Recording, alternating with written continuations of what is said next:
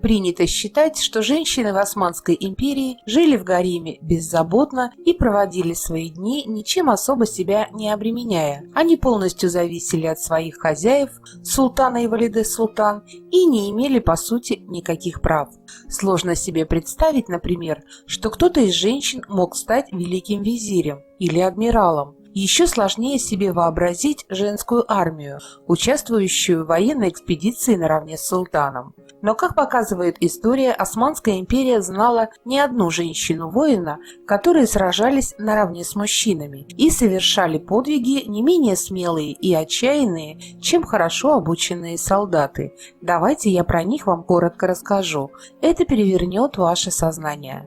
Для начала, те, кто смотрел или смотрит сериал «Воскресший Эртугрул», уже познакомились с реальным персонажем того времени Халиме Хатун. Женщина была женой Эртугрула Гази, его соратницей, единомышленником, во всем поддерживающая своего супруга. С ней будущий правитель Османского государства создавал эту величайшую империю, но она будет далеко потом. Как мы знаем, история османов как летопись начала вестись многим позже, чем дата образования империи. Потому, на самом деле, все, что есть о тех временах, не более чем легенды, догадки и домыслы. Вот и о Халиме исторически почти ничего не известно. Даже дата рождения и смерти под большим вопросом. Но историки пишут, что она была родом из одного из турецких племен и являлась дочерью его правителя. Чем же прославилась эта женщина, кроме того, что родила супругу несколько детей? Говорят, что она отличалась отличной военной подготовкой и очень искусно владела мечом. Халиме была очень храброй женщиной и наравне с солдатами воевала на поле боя против своих врагов.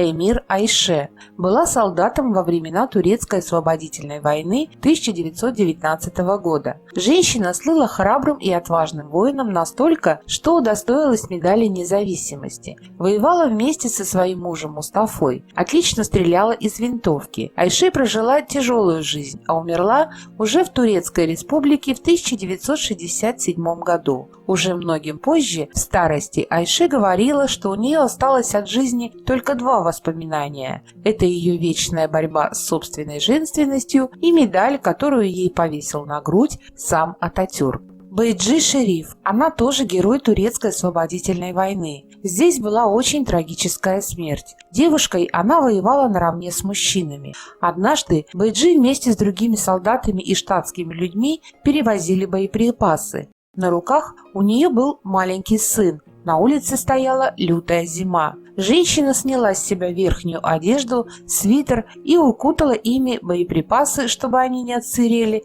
и своего ребенка. Бейджи замерзла от холода насмерть. Ей был всего 21 год. В Турции есть ее памятник. Рахми Тайяр была волонтером-воином и помогала османским партизанам и солдатам, ведя подрывную деятельность. Однажды она участвовала в подрыве железнодорожного туннеля, результатом чего явилось значительное сдерживание французской армии. Женщина погибла героически, когда заслонила собой при обстреле военных друзей. Ей было 30 лет. Макбюле Гедесли. Молодая женщина вышла замуж, а уже через год сражалась со своим мужем на поле боя, состояв в турецком сопротивлении и участвуя в военных столкновениях с греками. Женщина была убита на войне, оставшись защищать отступление своей армии. В честь нее было названо много школ в Турции. Ей было 19 лет. Вот такими были женщины в Османской империи, друзья мои. Конечно, выходит из истории, что Османская империя началась и закончилась при активном участии женщин-воинов.